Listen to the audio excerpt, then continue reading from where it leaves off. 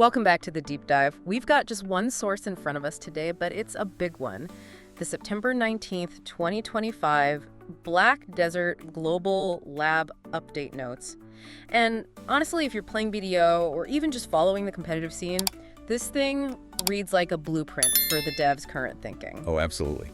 This patch is really crucial. This is their first big response after that massive damage formula overhaul they did. So our mission today isn't just, listing changes. We're trying to get inside their heads, figure out the core strategy shaping PvP now, especially around crowd control, CC, and what that means for classes going forward. Okay, right, let's dig into that. The notes themselves are pretty upfront about the data they saw after the overhaul. Sounds like there were some major issues. So is the main takeaway here that they're pushing back against that sort of low-risk poke style of combat? It definitely looks that way, yeah. The big picture seems to be twofold. Targeted buffs and careful nerfs. They needed to boost classes where the core skills, the stuff that really defines them, just weren't cutting it under the new system. But at the same time, they had to dial back what they called overly excessive damage. And they specifically pointed fingers at long-range, high-impact skills. Kind of felt like a move against easy damage. And it's not just about the numbers, is it? They mentioned improving combos and overall handling for classes that felt, well, clunky. That suggests they're really thinking about how a class feels to play, not just its damage output on paper. That's a really key point. If a class feels awkward or unreliable, people won't stick with it, no matter the potential damage. They seem focused on making sure player effort translates into smooth execution. And speaking of future plans, they gave us a pretty clear heads up. They're carefully reviewing burst skills with floating and air attacks. Everyone knows those mechanics can lead to massive, almost instant damage. One-shot potential, really. Okay, so if floating is potentially on the chopping block for burst later on, it makes total sense that this patch focuses more on sustained damage, which leads us straight into probably the biggest mechanical theme, the big shift away from floating CC and towards knockdown. Exactly. And the Dark Knight is basically the poster child for this change. Yeah, my notes here say her Awakening PvP combos are getting a fundamental rework, swapping floating for knockdown. But why knockdown? Isn't floating usually faster, lets you get a quick hit in? It is faster, but it's about maximizing the total damage in the combo chain. Floating gives you a very short window, right? Maybe 1 or 2 skills max. Knockdown, though, keeps the opponent down longer and, crucially, enables down attack damage modifiers. So by changing flow, dark spreading from floating to knockdown and adding knockdown to flow, spirit combustion, well, they're giving her a bigger, more potent damage window. They're trading that quick CC for a more stable one that lets her really capitalize with down attacks, addresses that insufficient damage issue they mentioned. I see. So knockdown lets DK players leverage their gear, their crystals, those down attack buffs for, more reliable, extended damage. But doesn't leaning so hard on knockdown make her combos more predictable? Gives opponents a bigger window to react, maybe use V or resistance? That's definitely the trade-off. It raises the skill ceiling, for sure. You have to confirm that combo fast and execute it cleanly. Because, yeah, the window is longer, but it's also more obvious. It forces a commitment from the DK player. Commitment. Flow. Yeah. Yeah, seems like a recurring theme. Let's talk Berserker then. Their changes look like pure quality of life, fixing stability and Awakening combos. Yeah, the Berserker update fixes a really old headache for players. First big thing, ground lifting now has super armor, which for anyone listening who doesn't know means full CC immunity while you're doing the skill, makes engaging much, much safer. But the really clever part is that combo transition fix. It used to be so awkward, almost impossible sometimes, to go from a main hand grapple, Frenzied Destroyer, straight into Awakening with ground lifting. Oh yeah, I remember that. You land the grab, and then there was this weird hitch. Like the game couldn't keep up, the combo just dropped. Exactly, that clunky feeling, it's gone. A successful grapple now lets you instantly flow into Awakening ground lifting. It makes the CC chain seamless. It's a massive boost to mechanical stability, making those manual inputs actually reliable, which is exactly what the devs said they were aiming for. Okay, reliable inputs. Now, Valkyrie, she seems to have gotten more than just stability. It looks like she gained some tactical unpredictability, especially with Prime, Shining Dash. Right. Valkyrie's changes really boost her in smaller fights, like 1v1s or small skirmishes. The key thing is that Prime. Shining Dash can now be used on its own, separate from Shield Chase. See, when moves are always chained together, experienced players learn the animation sequence. They know what's coming. By decoupling the dash, the Valkyrie player can be way less predictable with her movement. And using it aggressively pays off big time now, too. It says here, if she uses it close up, the dash just stops instantly and hits with stiffness, then knockdown. Yeah, that sequence is nasty for punishing an opening. Stiffness is short, but it guarantees the knockdown and follow-up. That locks the target down for a full down attack combo. And maybe the biggest part, they slash the cooldown from 14 seconds down to just 8. That turns Shining Dash from a sort of niche mobility tool into a primary engagement skill. She can threaten way more often now. And Lan also seems to fit this pattern, right? Moving away from just being the grab class with Soul Raid. Definitely. Lan's changes give her more ways to apply pressure. Changing Deadly Dance from floating to knockdown gives her that same sustained down attack scaling we saw with DK. That's a theme.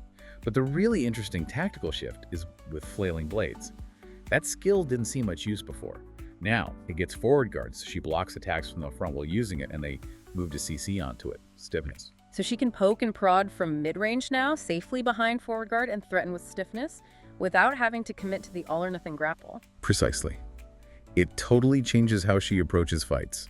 She can keep her distance, use Flailing Blades to test defenses or create an opening, and only go for the high-risk grab when it's much safer.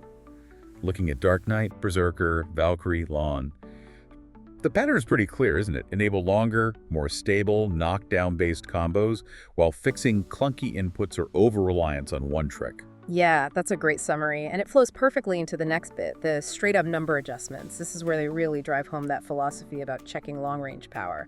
But first, let's look at a class that actually needed some numerical help. Sorceress, specifically Succession. Right. Sick or Cirque was apparently struggling. Key skills weren't hitting hard enough in PvP, didn't fit the intended rotation.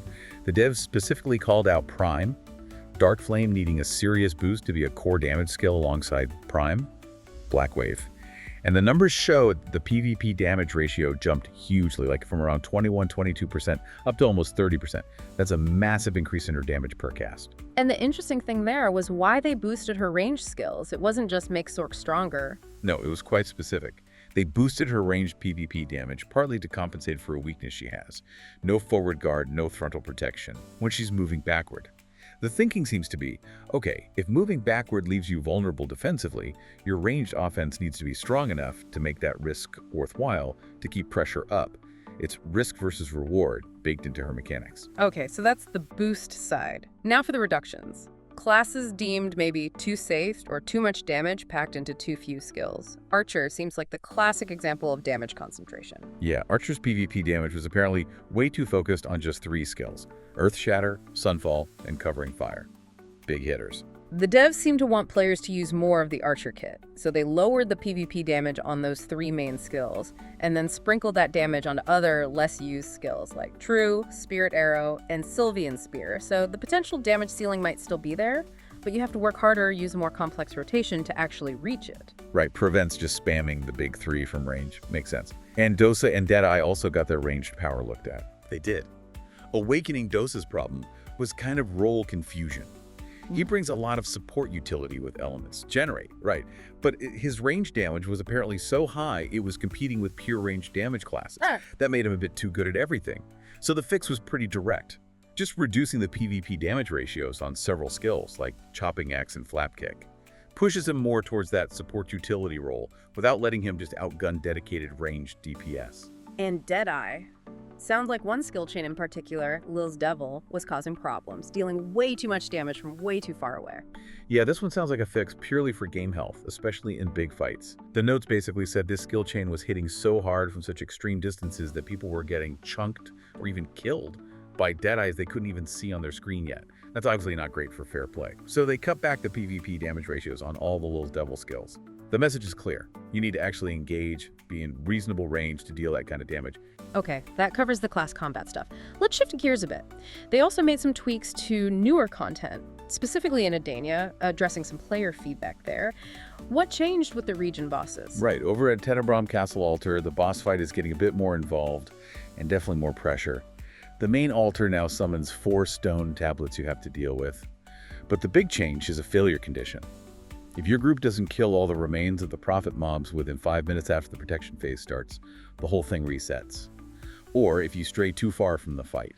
That adds a real timer and spatial discipline that wasn't really there before. Oof, yeah, that makes those spots require much more coordination. No more AFK farming there, sounds like. And Zephyros Castle got fast. Pretty much. Players felt the bonus gimmick phase took too long for what you got out of it. So they cranked up the start speed of that bonus phase by 60% and made the whole thing 20% shorter. Importantly, they kept the same number of monsters spawning, so it's just more action, less waiting. Oh. Makes farming there more efficient, less tedious if your group has good clear speed. Good QOL change. Definitely. And speaking of quality of life, this navigation change to Edenia looks huge. Oh yeah, this is a big convenience win. Getting to the Hekinja Sanctuary, Magnus, well, in Edenia used to be a bit of a pain, especially navigating from the main continents. Now you can just autopath there from places like Villia, the main inland areas. Without needing a compass, just smooths out the travel for pretty much everyone heading out there from the old world. Big relief. Small but needed change, and a tiny privacy fix for guilds too. Yep, just a small tweak. The guild guestbook will now hide the family name if someone who left or was kicked is on your block list. Just cleans things up, better privacy within guilds. Okay, so stepping back from all the details, if we had to sum up this entire patch, this September 19th update, it really feels like it's about structural stability and calculated damage control. I think that's spot on. The huge takeaway is that clear move towards standardizing combos around knockdown for that sustained damage potential.